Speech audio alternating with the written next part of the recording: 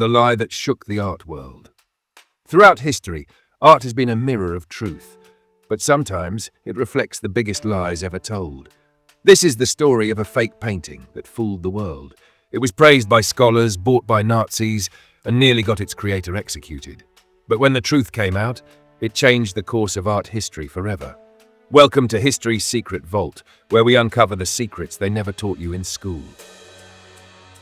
The masterpiece that never existed. In 1937, the art world was stunned. A long-lost Vermeer painting, The Supper at Emmaus, had been discovered in the Netherlands. Critics called it a masterpiece. It had the luminous light, the delicate brushwork, everything that made Vermeer a genius.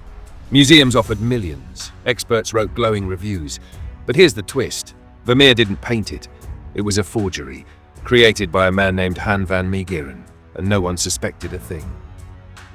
The artist turned avenger. Van Meegeren was no amateur. He was once a promising artist, but critics dismissed his work as dull and old-fashioned. That rejection lit a fire inside him. He didn't just want revenge, he wanted to fool the very people who mocked him. He studied Vermeer's technique, sourced 17th century materials, and even baked his paintings to simulate centuries of aging. Then, he unveiled his masterpiece, and the world believed it. For when the Nazis bought the lie.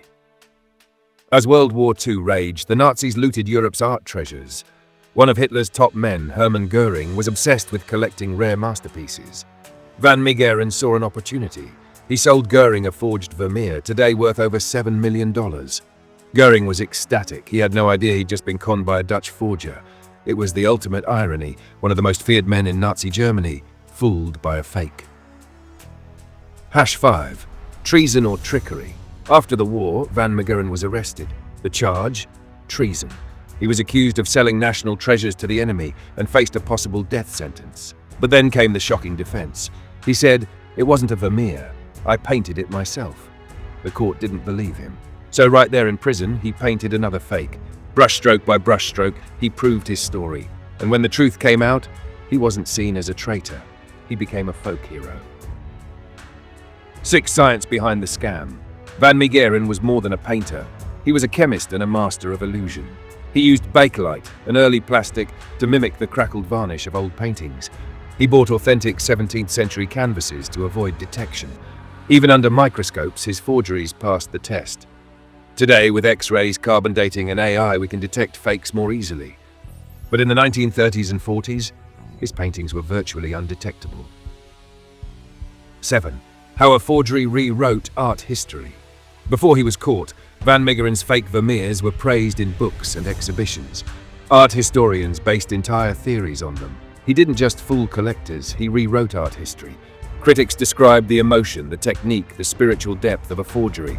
His lies became cultural truths, and some of those influences still echo in modern art today. 8. He wasn't the only one. Van Meegeren wasn't alone. Elmire de Hory claimed he had fakes in the world's top museums. Tom Keating embedded coded messages in his paintings to expose corruption in the art world. And Wolfgang Beltracchi forged works from dozens of artists, fooling even the best authenticators. Some of their forgeries are still on display today, and no one knows it.